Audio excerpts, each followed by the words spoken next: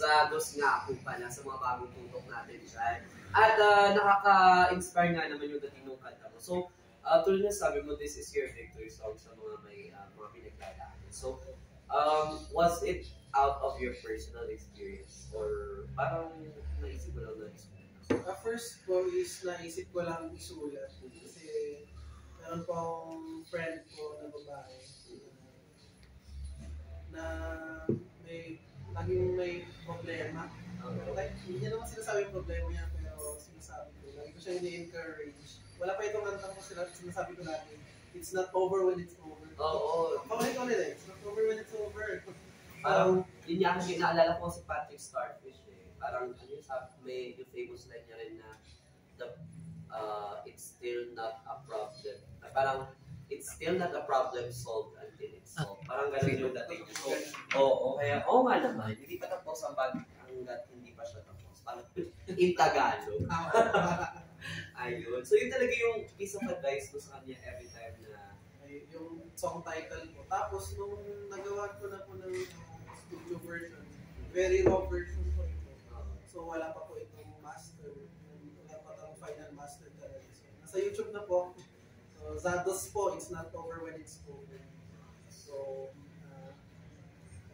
ano naman po, nung studio version ko na po siya, sinabi ko sa kanya, umiiyak. Grabe, kasi po, yan. Yung it's not over when it's over, parang it's fun.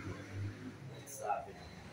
So, syempre, bago ka naging isang songwriter, paano ka nagsimula naman sa yung musical journey? How did you start with singing? Father ko po is a singer. So, late father ko na po siya. So, sa heaven na po siya. And, pati po nanay ko, meron po siyang banduril sa bahay. And, na-discover po ng mama ko na kumakanta talaga ako. Sinanta ko yung ILP yung John Makinis. Mga alternative rap, nagkakaroke mo yun sa bahay. Doon ko na rin na-discover. So, hanggang sa grade 5, lagi na ako nakikinig na sa radyo, alternative rap. Since grade 5 po, grade 6, yan. So, kasabay ko ng pag-awala ng bata ko, parang yung outlet ko po, yun yung naging parang identity ko sa music. Hindi pa yung naging comfort ko po throughout the music. Ang sabi. So, parang naging, in a way, parang naging therapy mo rin siya. You express yourself. Yes. So, as to your playing guitar naman, ilang taon ka nung una mong sinubukan to mag-guitar? Or inaral? 13 years old. So, una ka talaga muna natutong kumanta bago ka tumutong ginagawa. So, what pushed you naman na even kasi yung iba kasi na kakilala natin mga singers, parang okay na sa kanila na kumakanta na lang sila. Pero ikaw, ano naman yung nag-push sa'yo para mag-aral ng isang instrument? Kasi parang nastigan po ako sa mga band na grade 6 po ako. So, first year high school, nagpabila ako ng gitara sa lola. Yan, so gusto kong maging member rin sa band. So, maging singer, mga childhood dreams, mga rockstar. Lahat naman ata tayong performer. Sinali yung sarili. Ayan. Okay, so parang all throughout high school, hinasa mo talaga yung pag-gitara. Yes. Self-learning pa or nag-ino ka sa mga? Self-learning, yung mga song hits po naman parang. Oo. Magka-age kami. Just! Parehas kami. No? Kasi lahat, parang ang mga bata kasi nung mga from 2000s until 2010s, mga ganyan, natuto talaga sa mag-gitara sa song hits. Kung di song hits, barkada. Yun po is YouTube na lang. Oo, ngayon YouTube University talaga ang karamihan naman ng mga kabataan. Pero ngayon naman, parang from a child singer na kumakanta sa karaoke hanggang sa natutong mag-gitara noong high school. Paano pa naman ngayon napasok sa pagbabanda? Kasi kanina na nabanggit ko na kami lang kalati sa isang banda. So, how did that happen naman? Nung college po ako, Hanggang ngayon naman po, worship leader and music director po.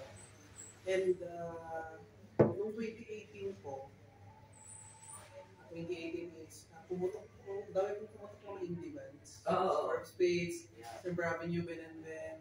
Ang dami mga pumutok na Parang bands. naging kwan nga siya revival talaga ng OPM during those years na medyo nasimula ng mga early 2010s, no? Yung mga Chef Sponge Cola, Kalalitos, talagang unti-unting nag-progress, tapos doon na siya lumaki talaga. Hanggang ngayon na pinagpapatuloy din ng ating, hindi lang mga national artists, kundi mga tulad din nila Zaros, no, na local artists din natin. So, from those, ano yan? Ano po, dahil po kay Kuya Divino, shoutout sa'yo Kuya. Kasama kami sa Simple Collective. Isa po siyang organization ng musician movement na pupunta sa mga restaurant at nag-open mic, poetry and also music. Doon po kami na-line up na yung mga kapatid ko. Doon na-line up so every Friday or Saturday. Kami. Like, hindi pa kami bayad. Basta express ng music namin. Nakisabay kami sa 2018 wave. New wave po ng mga indie bands. Okay. So, yung mga kabanda mo is galing din from your church or from Simple Collective? Iba't iba pong church. Oh, I see. So, from what church ka? Ano pa, shoutout po sa Harvesters Global. Okay. Hello po sa mga kapatid natin dyan. Ayan, and eto nga, tignan ba, kumusay lang muna natin yung ating comment section. No? At nakatutok sa atin nga ngayon, si Ma'am September. Sabi niya, hello Tarakisers with everyone. Ayan, may or naamay I love you.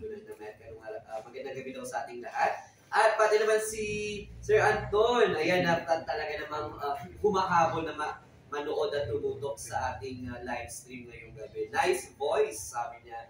Ganyan, clap. Ayun, no?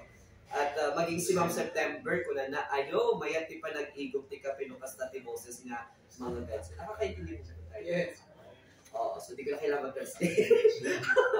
At maging si Madam Cheryl na naghahanap ng kanyang sarili, napatambay ata muna at napatutok sa ating buwan. Yan, sending hugs to you. Kuna na nga kasjay, thank you! At sana mahanap mo daw sarili mo kuna ni Quad, Sir Kurt, wherever you are. Ongoing pa nga daw ang pag-ahanap sa sarili. So, with yung composition mo ng kanta, and parang nabanggit mo kanina na you started with LP na kanta, tapos na-influensyahan ka rin ng alternative rock. Ayun. So, yun ba yung parang na-adapt mo na rin as your shot na sa music? Ano po, i-box yung sarili ko sa isang genre. So, ang ginawa ko po is, pinagsama-sama ko yung mga ibang genre. Na-influensyahan ako. Merong acoustic, merong indie, merong bossa nova, merong mga new wave, mga jazz. So, halo-halo. In short pa, parang gano'n na nga rin. No? Ayan. So, paano naman yung songwriting process mo? Kasi nga, or even before that, paano ka naman nagsimula into songwriting? Kasi parang sa mga musicians or sa mga singers, hindi lahat nakakapagsulat ng kanta. Parang gano'n. Pero ikaw, singer ka na, musician ka pa, songwriter ka pa. So, paano ka naman napunta into songwriting? Nagsimula po ako sa, kinukuha ko yung formatting ng mga alternative rock bands. Diba yung verse, chorus, bridge. Ang pinakaunang kantang nasulat ng grade 6 ako. Medyo nonsense po siya. Pagpunta sa Chippy. Chippy, gusto ko ng Chippy. Tapos yung mga verse po, talagang ang lalalim, parang malari ko lang. Yung parang witty ang description mga gano'n, yung mga liriko blanco, yung parang akala mo mababaw yung dating pero malalim yung meaning. Ang sabi? Oo, tapos ayun po, so nagsimula po ako doon. Yung high school po ako, syempre yung mga discover mo na yung sarili mo. So, mas lumalim pa po yung songwriting ko. Songwriting ko is, nakakompose na po ako ng mga malalalim po. So, yun po yung namimiss ko. Yun po yung namimiss ko ng mga high school days ko. Kasi, sa ngayon po, panahon po natin na nag-search po ako sa YouTube. Sobrang gagaling na po ng mga, yung mga, kahit yung mga acoustic player, singer-songwriters po na acoustic. Gagaling na po nila magsulat. So, ngayon po mas nasa-challenge po ako at na-inspire. Pero with your song naman kanina nga na It's Not Over When It's Over, parang lalong na kwento mo na nung pinandinig mo sa kaibigan mo na nangangailangan makarinig yung mensahe mo na talaga na-apektuhan siya. I think that is a testament din naman to your talent of songwriting. Kasi tulad nga sabi ko, hindi po lahat ng mga performers ay nabiyayaan ng kanyang talento na makapagsulat. Ayan. So alam ko naman na kahilera mo yung mga YouTubers na magaling na rin magsulat ng mga kanta ngayon. Di ba? Sabi nga dito ni Kwan sabi nga dito ni Ma'am Bituanas, ako organ lang kaya kong laruin. Ano pong organ yun? Parang iba po talaga. Ayun. Sir, ano po yung pinaka natatandaan yung best performance nyo sa buong talambuhay? Lagi naman yung talambuhay. So far, parang what's the most memorable performance na perform po ninyo? Sa church po, matadami po akong mga experiences sa pag-worship. Labas po ako dun. Yung pangalawa ko pong kakantahin, pangatlong kakantahin ko mamay yung title niya po kasi Ulap. Yung parang naging breakthrough hit po na kaya kami nakilala sa mga open mic gigs. Ulap po yung title. Na-develop ko sa Mount Ulap. Ayun po, so merong mga instances po na kapag kinakanta po namin, sumasayaw po yung mga tao namin. Sumasayaw po ng mga traditional dance yung mga tao. Handang-handa si Parts Ken dyan mamaya. So yun po yung the best na alaala. Oo, nung kinanta nyo, may mga sumasayaw.